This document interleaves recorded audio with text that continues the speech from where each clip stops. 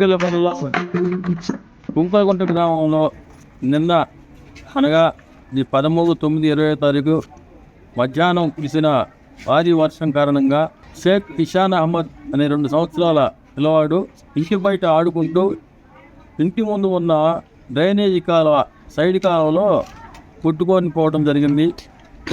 నిన్న నుంచి వెతుకుతూ ఉన్నారు, ఇంకా దొరకలేదు. ఇప్పుడే జస్ట్ అబ్బాయి ఆచూకీ లభ్యమైంది.